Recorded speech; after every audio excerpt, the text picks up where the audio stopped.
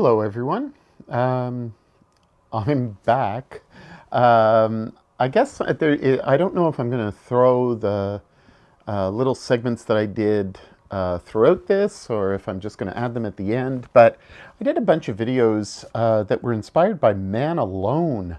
And if you like solo role playing, Man Alone and Trevor Deval are kind of my two go-tos. Of course, I would be remiss if I didn't mention Geek Gamers, and she is just awesome. And I guess she's probably the first person who put me onto solo role playing, and then watching this absolutely stunning work that Trevor Deval has done on Me, Myself, and Die.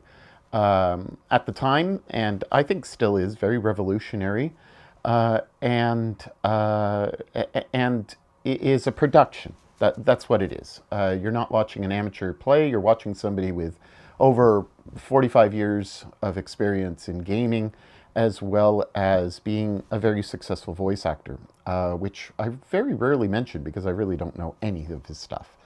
But as a fellow Canadian, he just resonates very, very highly, and we're both very similar ages, so that's awesome.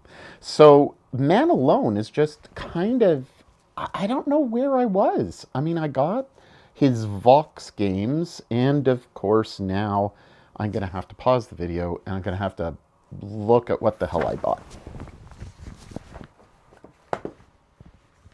Well, that serves me right for trusting a little index card, thinking that I was going to be clever, and leaving my iPad behind.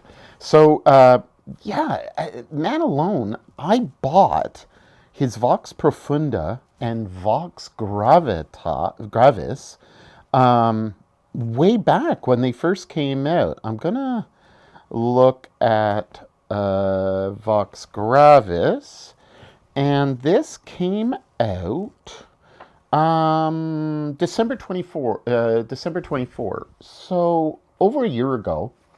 Never made the connection between a guy making videos.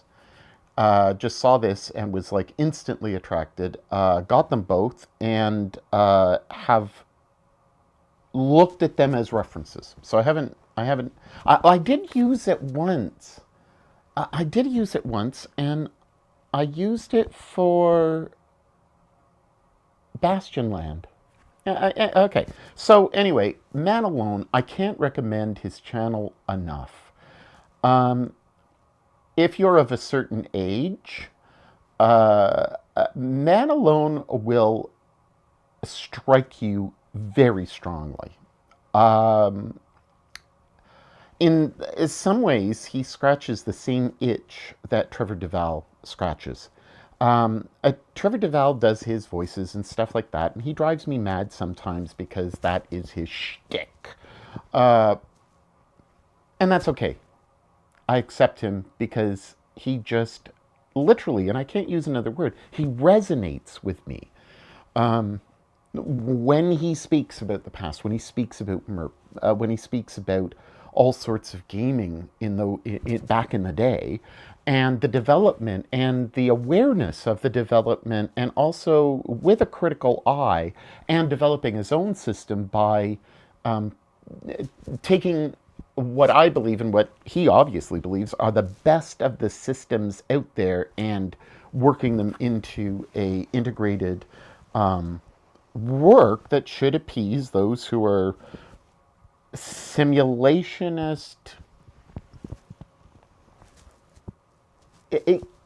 gearing towards simulationist, but overwhelmed by too much simulation. And it's certainly not narrative, but as he calls it, it's sim-like. So if you're watching me, you probably have heard about Trevor and Me, Myself, and Die, and about the Broken Empire. So I'm anxiously waiting for Broken Empires. But watching Man Alone, I have been, I guess, not watching as much as listening. It's almost like a podcast in many ways. He has taken up the nouveau way of doing things by not showing one's face and by having one's hands all over the place. I don't know how the hell I'm going to do something like that, but I just want to do it just for kitsch factor. I guess I will have to get some Amazon shit or something like that. Videos above. I don't know how the hell to do that. Anyway, I will figure it out, I'm sure, just for the kitsch, right? But Man Alone has a life story integrated in his gaming and in his revelation. So he doesn't just speak about gaming. He's kind of like me. He just waffles on. And I love it. And he's got a sense of humor. Um, there are times when I think that he's Canadian, and then there are times when I don't think he's Canadian. Of course, Canadians are like, everybody should be a Canadian, except for certain politicians. But anyway, that's another matter altogether. Yeah, I just have been listening to him. He's got one of the best sounding voices on the internet. I used to think Ben Milton was just the shits because he's so calm. There's an intellect behind the cadence of his voice. But Man Alone is just so appealing. I'm a big fan of good audio and good voices and listening to that. And so if you want to be if you want to have your ears stimulated by a very nice sounding voice, there you go. Forget about the hands. It's all about the voice. Man Alone just speaks from the heart, and he speaks honestly. He's obviously a solo role player, and someone who has developed many kind of things that he's produced. He's got, I don't know if it just tells you, 30. Okay, so he's got 30 titles in drive-through, and they're doing very well. I just watched the video on Outer Darkness and the way that he's developed Outer Darkness, which is a solo TTRPG that is part one of a part two, and then he's going to bring them together. I think that there's a lot of graphic. I think there's a lot of graphic work that could go into it. That's the only criticism that I have of Outer Darkness. Is I think that it's very dense, it's very compact, and a good graphic designer would just bring it out of its kind of ever so slightly overwhelming text, the way that it's presented. With that said, it is very much a worthwhile read. I bought it yesterday. It's $11.99 USD. As it says here, I own it. As I do the Year Zero Plus One, I don't know where I bought that, but actually I've actually bought a fair number of his stuff. so that's pretty cool. Anyway, so Man Alone, go to his channel, watch some of his stuff. It's not just relevant for the solo role player. So pick and choose as you see fit. Do give him a thumbs up. I don't give a shit about that stuff because I did make it to 400, and thank you for those who recently clicked the thumbsies up or maybe not clicked the thumbs up but subscribed. Either way, I got like 5 or 6, and I pushed over 400. So woo! But I'm not trying. I mean, if I was trying, I'd be on weekly, right? So I want, what I want from this channel is to get rid of the TTRPG death scrolling. You know what I mean? Like, I'm watching some of the people that I really, really loved, and all they're doing is shitting on people or saying things, and then they have to retract things, and that, oh my gosh, because people are hypersensitive about everything. Relax, people. It's a game. We love it. Other people love it. Let them love it. Don't do fun my way. Do fun your way. But, geez, ugh. I mean, even with me making the comment about the graphics of Man Alone's work, hey, fuck off, Douglas. You don't know shit. When I start producing things and I start publishing on drive-through RP, I do have one thing. When I start doing that, then I can criticize. But what's the point? Encourage each other. Say, hey, this is awesome. And it is. So Man Alone, watch his stuff. Give him a thumbs up for the stuff that means something to you. Anyway, so I got it on a card. So, Man Alone. This is... I joined his channel. Like, I don't do this. I've been a member of Effect for many years, and I wanted to support them, and I will continue to support them at different times and in different ways. But I really wanted to support Men Alone, and so I switched around some money. I've only got a certain amount of money that I put towards Patreon and towards YouTube, and so I did some wiggling around, and I'm supporting at the moment Me, Myself, and Die and Man Alone, and I think I'm still supporting Effect. I better be. I'll have to check that out. So, I think that the videos and some of the stuff that he said is using tarot for solo RPGs. And now, okay, I'm going to show you my tarot collection. It's no secret that I'm a priest, and it's no secret that I'm weird. Like I'm burning eucalyptus incense at the moment, and I'm regretting that choice. Yeah, I'm regretting that choice. But I do like incense. It's very calming. Not this. Sandalwood. Not this. Anyway, and so I may be even more odd ADHD today. But so I don't use tarot for divination. I use it for stimulating my mind, and very rarely because I'm lazy. So there are times when I'll kind of look at it. I love images. I love the art. I love I love its ancestry to Italian and Southern European playing card games, and the development of trumps to trump to trump to trump. Not that one, but you know, I just love them.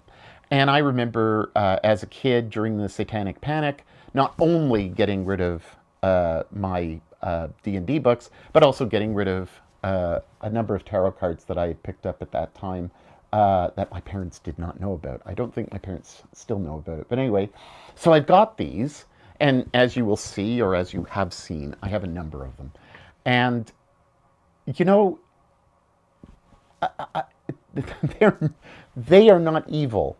What comes out of our mouths are evil. All you have to do is turn on the news or watch some TTRPG videos or go on Reddit, which Man Alone really does not. Don't put him on Reddit again, because blood pressure pills are needed. So anyway, what you need to join, I guess that's a video that he did, that Man Alone did. Maybe what you need to join with the solo RPG, what you need to do. Throw your dice in the trash. And that, of course, is the tarot stuff. After going through my cupboards, you will see that. I realized that cards are a pain in the ass.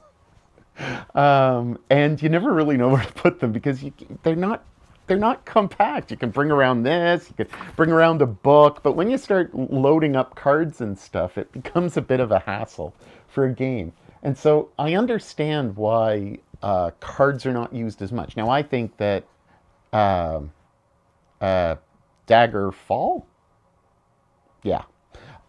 is going to bring that into, like, it's almost legitimized the use of cards. I'm having flashbacks to 4E. I'm not somebody who hates 4E. it was a different direction, but 4E was definitely cards, and people had strong opinions about cards.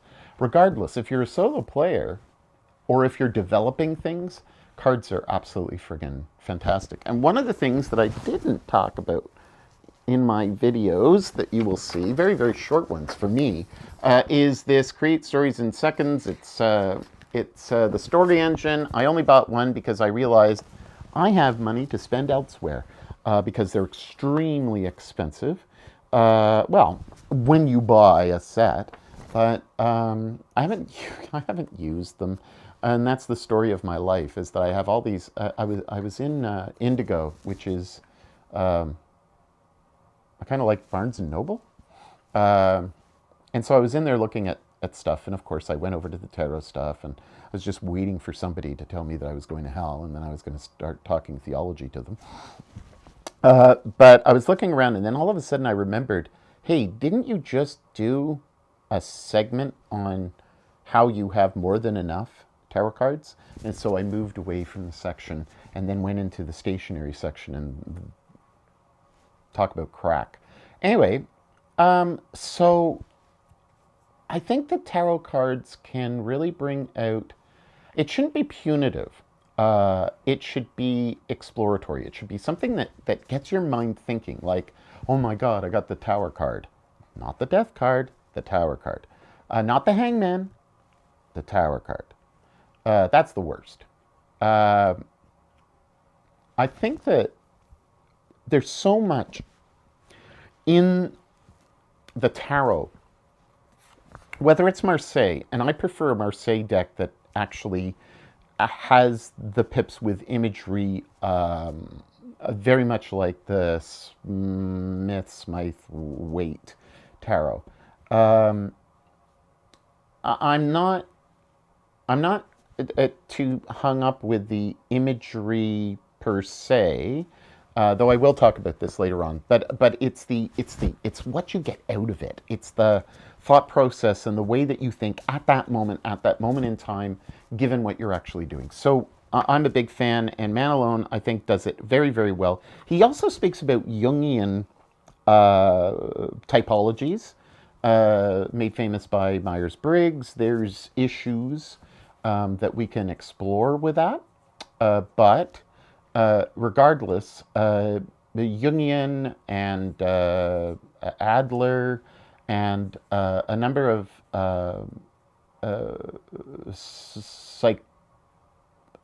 psychologists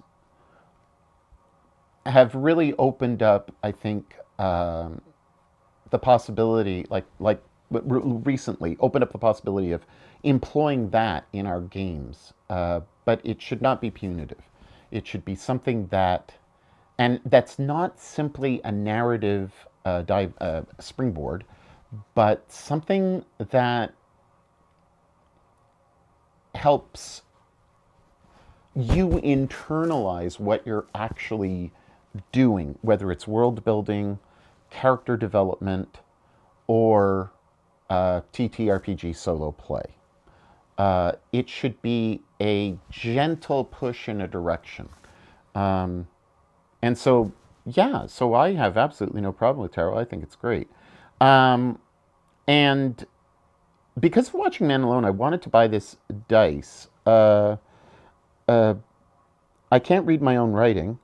It looks like unadulterated dice. And then I say nerding underneath it. So I don't know what that means. So I bought an 8-ball. So do I actually know what I'm talking about? Oh, an answer is revealing itself. There's no bubbles. When I was a kid, there were bubbles. So this is very good quality. Ask again later. It's the story of my life. So I bought a Magic 8-ball instead of this yes and, yes but, no and, no but. And he speaks about this in one of his videos. Anyway, watch some of his stuff. Great stuff. So that's my Man Alone segment. Yay, the Weird Place. Go and watch some of the Weird Place stuff. If you like Mörk Borg, I want you to watch, and I'm recommending very, very highly, their is this a Borg video? The Weird Place, I am convinced that they are both Canadians. I know that they're living in Montreal, but there's something about the accent that just, it's like, I recognize this cadence. I recognize these voices. Maybe Toronto, uh, but Montreal, definitely Montreal. I know that they're out of Montreal, but whether or not she grew up in Montreal is something that keeps on going, bouncing around my brain. The Weird Place is just absolutely awesome. She recently did and I think her name is Lee. I think she recently did China tabletop and what's going on in the Chinese tabletop industry. It is fascinating, and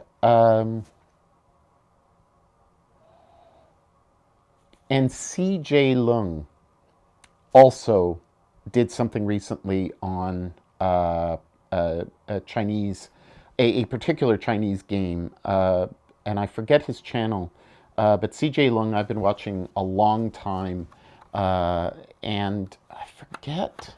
I think it was history. He was doing a lot of Chinese history and stuff, a kind of little diagram or animation stuff. Anyway, he's got a role playing channel that's separate from his history stuff, and he was awesome. But she's talking about these this Chinese tabletop board scene, and it is a great video, and so I found out about them through the Mörk series. They were playing kind of solo or duo role playing with Morkborg, creating a character and stuff. And I loved it so much that I actually backed their game, and their game is called Fluff and Furry Borg. Uh,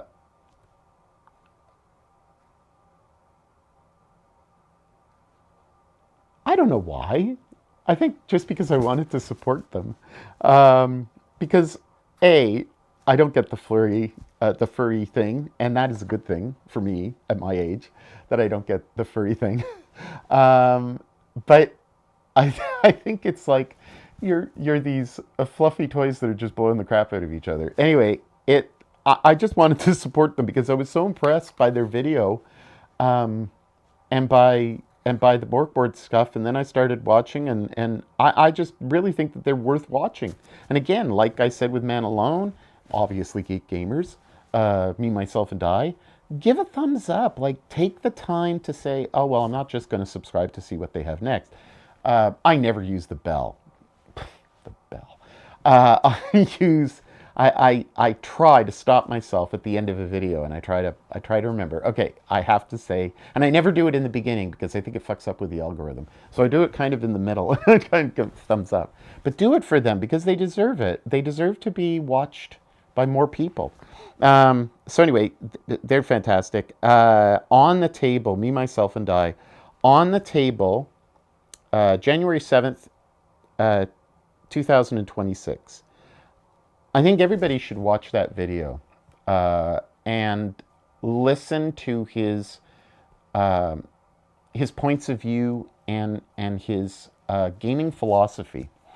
Yeah, he does some stuff and he answers some questions, but really, I think everybody who's a role player should at least listen, whether or not you agree or not, but it should spur you on to thinking, because between him and Man Alone, they are both extremely thoughtful about games beyond OSR, which seems to be the the the big kind of trend outside of 5e or whatever the hell it's called now.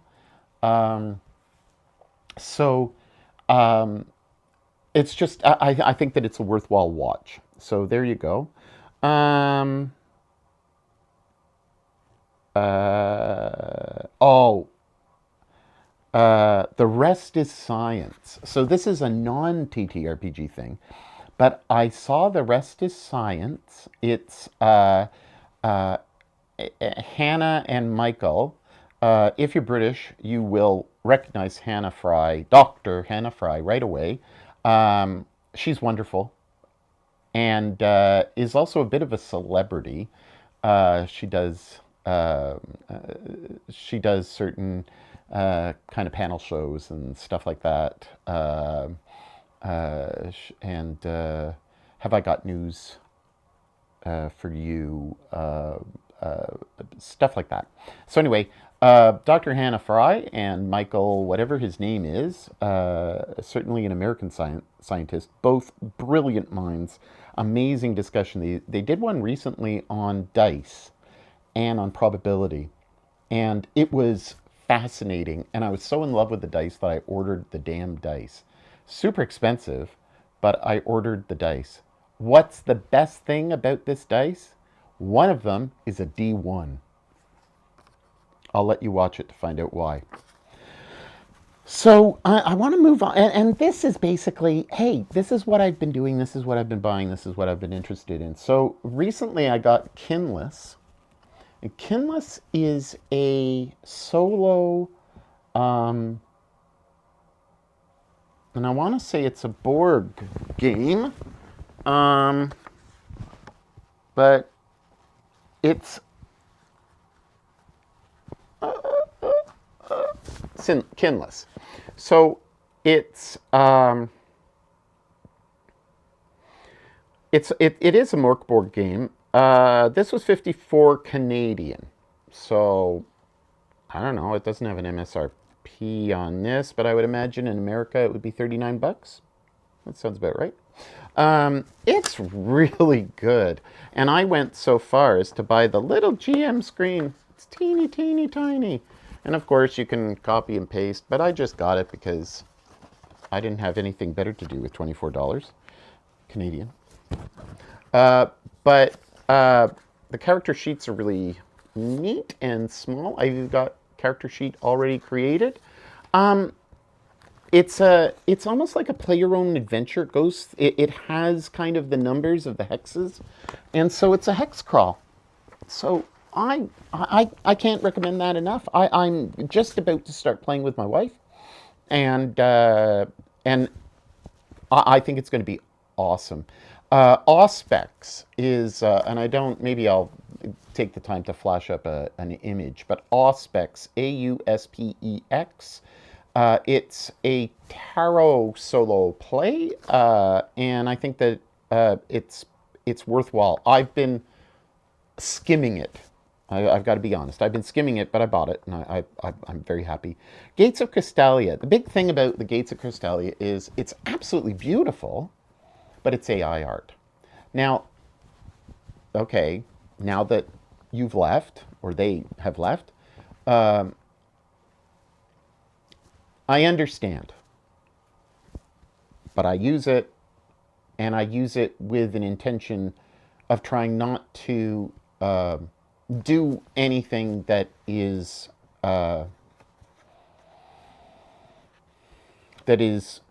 controversial with the AI that I use.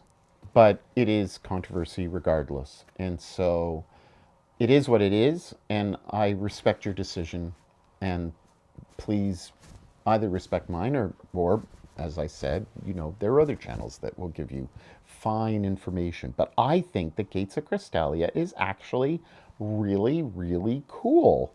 It is a graphically amazing book. Now, I haven't bought the book, but I have them over there in binders. And it's an anime style that is just so generic that,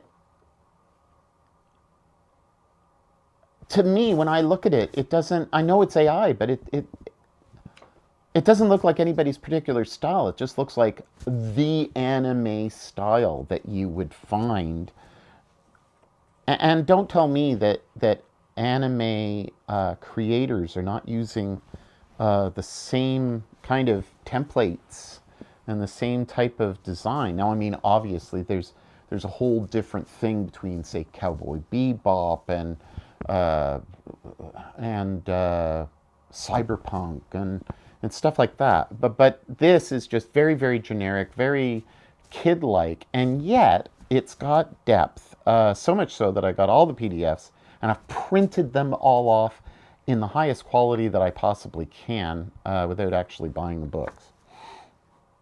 And then there's Fluff and Furry, which I still think is hilarious. Uh, uh, in Canada, you can take cannabis. And I think I was high. Gummies. I don't smoke. I respect my lungs.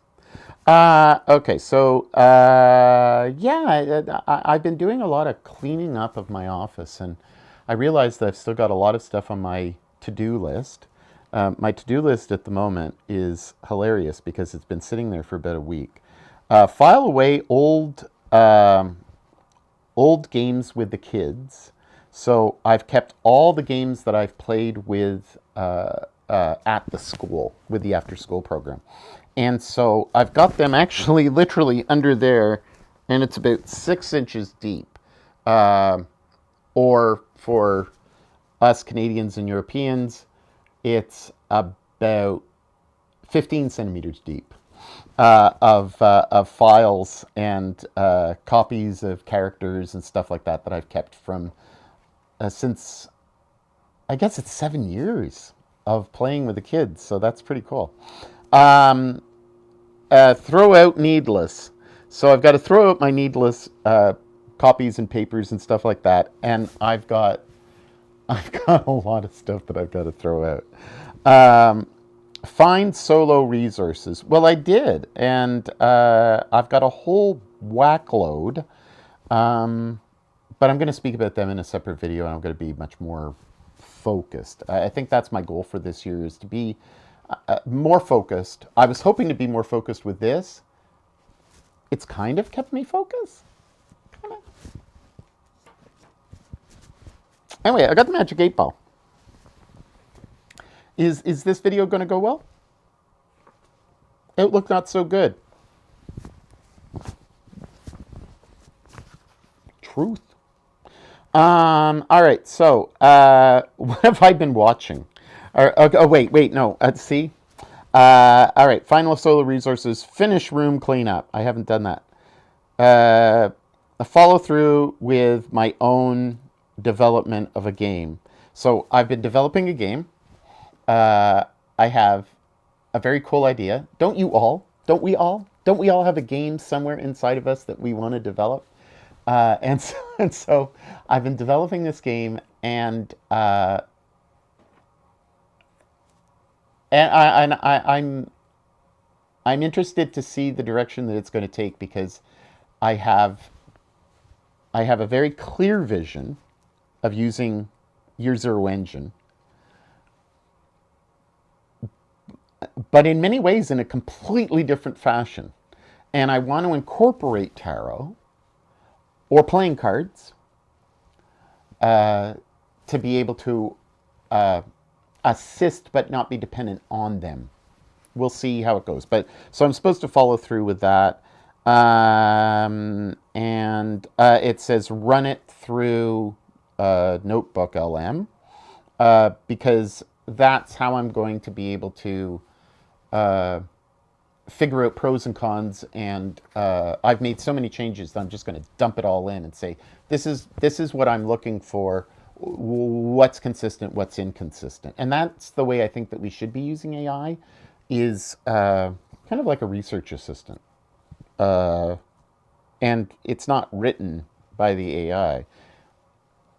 It's conceptualized and written by me and then vetted, and then I'm taking it back and then, anyway. So I'm supposed to be doing that. Decide a role-playing game for myself, a solo game for myself. And because I'm doing KINLESS with my wife, I want to do something just for me.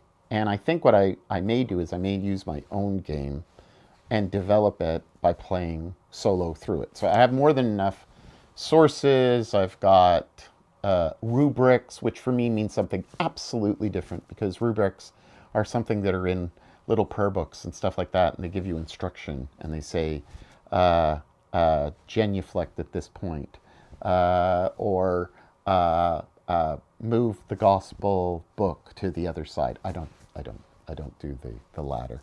But anyway, so they're little red rubrics in some books, and sometimes they're just italicized. That's a rubric for me, and I know it's kind of the same thing, but for me,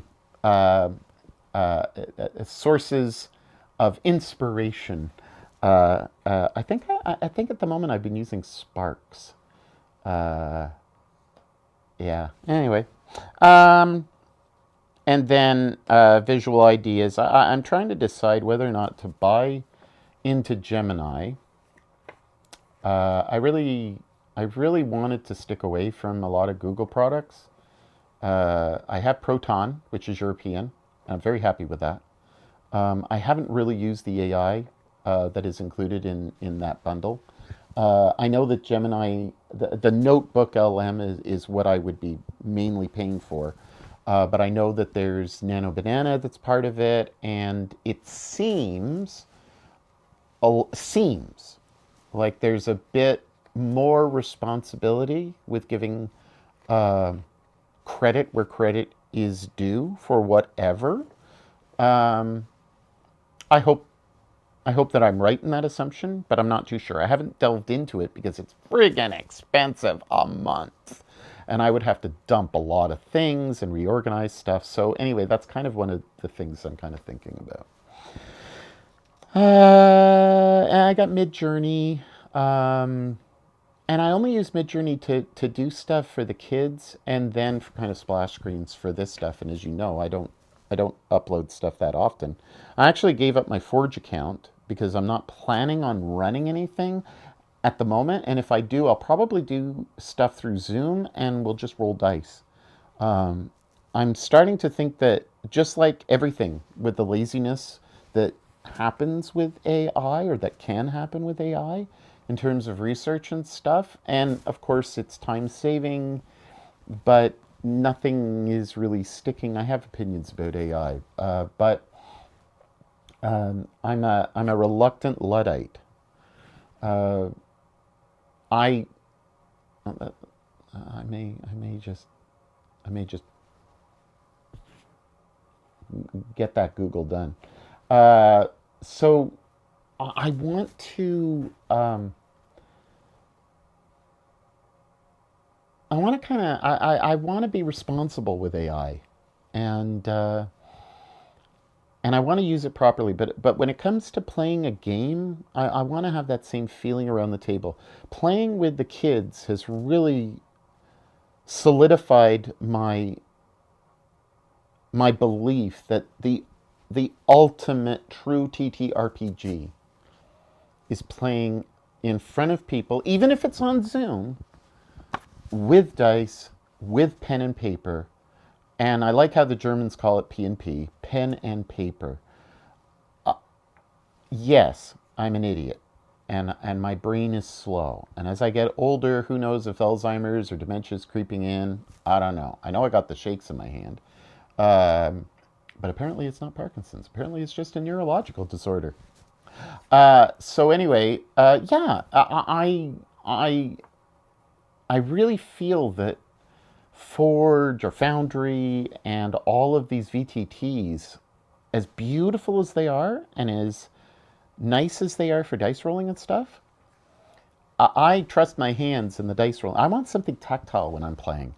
And I play in a number of games that are VTT, and I love it. I love my friends. I really enjoy it. But I personally, if I'm going to run something, I want to get back to people and uh, and roughing through the math, or just saying screw it. Uh, it's not let's consult the holy Bible of Dragonbane. push through, wing it. Let's not get distracted. One of the things that, and I think that it was on this January 7th, 26, Me, Myself, and Die on the table, made comment of is too often, and maybe it was his recent video, but too often we break by making jokes while we're playing the game, and or it can be in front of each other, it can be online and stuff like that. And I am certainly guilty of this online. If you watch the last game that I played on Raldanash's channel, I certainly was making the quib here and there. But with that said, I personally prefer a game where we do. I want to be a part of a game where everybody is very serious about the way things are. And I think it's how I lost a friend, is that they were looking at it being very, very serious, and I wasn't taking it as seriously, not as I should, but as the game deserved. I'm constantly thinking about those type of things. Anyway, so those, that's just to-do lists and stuff like that. I have other things that I have to do, and it looks as if I need to do that about the house. Oops. Oops. All right, so movies that I've watched. I know, you're probably turning off, but this, I'm going to be very quick now. Movies. Baby Assassins. If you haven't gone on Tubi in North America, I don't know where you can get it on the continent or in Great Britain. But Baby Assassins 1, 2, and 3. Oh my gosh. Violent, angst,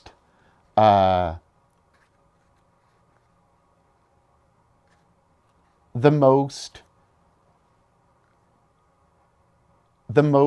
kind of real personal interpersonal relationships that you'll see in what essentially is just a shooter of a movie. Absolutely fantastic. Funny as hell. Just great. I love everyone. My wife and I have watched each of them, and we just love them. 10 out of 10. Alien and Predator. Over, I think, between November and now, we have watched everything Alien and everything Predator. And I don't have it here, but I bought my wife for Christmas the drinking duck, and it's in our living room, looking absolutely out of place with all the very nice artwork that we have, and all the kind of mature living room type things. And then we've got this plastic and glass drinking duck going with the top hat and the feather. It's we find ourselves absolutely delighted. Anyway, Alien, and I think it was Alien Evolved, which really got me thinking about all this stuff, and I hadn't watched any Predator stuff, and I'm really impressed. I was really impressed. So anyway, it's on Tubi here in North America. Anime. All right. So my wife and I had a long break of anime, and then we've started to watch it again. And we've watched a number of things. We've caught up on a number of things. We're all over the place with kind of what we like, what we don't like in anime. And I mean, to give you an idea of our limits, we thought Prison School was hilarious. So the gloves are off. Dan to Dan. If you haven't watched Dan to Dan, so good. So good. It's on Crunchyroll. Dan to Dan. Is it on Crunchyroll? I don't know. Anyway, Dan to Dan. It's fantastic. It's absolutely fantastic. And then Beelzebub, because of course, if you're a priest, you gotta keep up with the evil around. Beelzebub. Beelzebub is so friggin' ridiculous. It says on it nudity, right? Like it's got, you see your tags, and okay. And I don't like watching anything younger than 14 because it's just schlock. and usually we try to aim for, a 14 and over. We do watch the tags, but it really doesn't matter to us. So nudity is not a major issue. I guess that's because I grew up in Quebec, and it's not an issue. Violence is much more of an issue for me. Gratuitous violence for no reason, which may be one of the reasons why I'm not a big fan of 5e, and also why I'm so hypocritical as a player. I digress. Beelzebub. So the nudity is that this is a baby boy who is nude throughout the entire show, through the entire series. It is by no means sexual. It is by no means a distraction. It is just funny as hell. There's no other nudity in the entire show. It is just baby boo, and baby boo is is Beelzebub, and it is just so friggin' hilarious. So those are my two. Oh, and Blue Eye Samurai. You got to watch Blue Eye Samurai, but I would imagine that maybe you already have. But Dan Dan and Beelzebub, so good. Oh, and we're watching now. Great Teacher Onizawa, I think it is. GTO.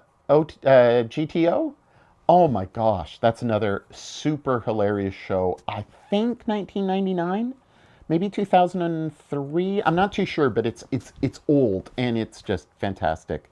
And I am sure that you can find that online somewhere. Fallout is just it's still touching its bases. I think that its pacing is good. I like it. I'm up to 3, and my wife and I have decided that we're going to wait until the entire series is in, and then we're going to watch it because it's just too long of a wait. So there you go. And the last thing is podcast. It's a Rivers of London podcast, and it's called Waters of Leith, Leith, and the Leith is a river like the Tay or like the Thames. It is it's a river that runs through the east coast of Scotland, and I believe through or near Edinburgh. And so it is a Rivers of London set in Leith, set in Edinburgh. And in the first episode, I mean, you're already around the castle. You're already on the main drag where all the tourists are. And it's just so good. It was recommended by a friend, Bruce. And man, I cannot thank him enough for that recommendation. I am absolutely loving that podcast. Waters of Leith. And Rivers of London just keeps on impressing me. I can't play the American version. I'm sorry, I just can't. With everything going on in the world at the moment, and with politics, and with what's going on in certain countries, I can't even imagine how you can play Rivers where guns are just so accessible, and where escalation just goes over the top.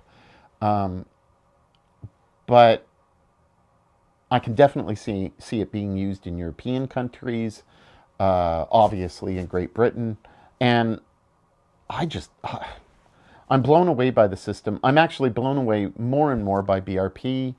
I like it. I wish that there are some aspects that are a little bit lighter, but all in all, I'm enjoying it. I'm playing in a Call of Cthulhu game at the moment that's private, having a great time. It's not recorded or anything. Just love it. Slow burn, but it's just cranking up, and it's amazing. I'm just so amazing. I'm playing in Tor still. Been almost 3 years, and the One Ring is a fantastic game. Tuesdays are really my private games where I'm not playing online or live or anything like that. Like I'm playing with friends online. And then on Thursday, I'm playing with Raldanash on his channel. So you can catch me being an ass and a fool on Raldanash's channel every kind of other Thursday on his English channel. And at the moment, we're playing Forbidden Lands, which I didn't realize was as deadly as it was. He should have killed me when I had the heart attack, but he was very kind, which Frank is, a very kind man. And he should have killed me, but he didn't. And he should have, because I think the next week or the week after, I got an arrow in my groin. So that crit table, ouch. So I have made myself a new character. I have made Oscarsson's daughter. And so Oscarsson's daughter will appear probably sooner than later. And her name is Austa. Austa. So Austa Oscardotter. And she may make an appearance, and there she is. I think there she is. There she is. That's the character that I'm going with next once I die. But I'm going to try to keep Oscarsson alive. He's a geriatric and a little bit of a brain dead guy, but hey, he's having loads of fun. So that's pretty much what I'm doing. Monday this week. So that is, if I get my calendar up. That is the 26th, the day after Burns Day. Don't forget to have your haggis on Sunday. So on the 26th, I'm not sure if it's 7:30 p.m. UK time or 8 p.m. UK time or 8:30 p.m. UK time, but sometime between 7:30 and 8:30 UK time, which in Eastern would be 2:30 to 3:30 start. We're going to be doing Tales of the Old West set in 1850. We're going to be rolling up characters, and we're going to be doing this Westmarches style. So over the course of however many plays happen, we've got settings, we've got towns, we've got ideas, and we're going to make characters, and then we're going to flesh it out. So if you're interested in Westmarches, hey, pay attention on Monday, the 26th, sometime in the evening in Europe, and sometime in the late afternoon or afternoon in North America. So there you go. That's my big stuff. My question of the day is, how the hell do you store? How do you store your cloth maps? Because I have no clue. So going through my cupboard, I found this Mordor map, and I don't know how to store it.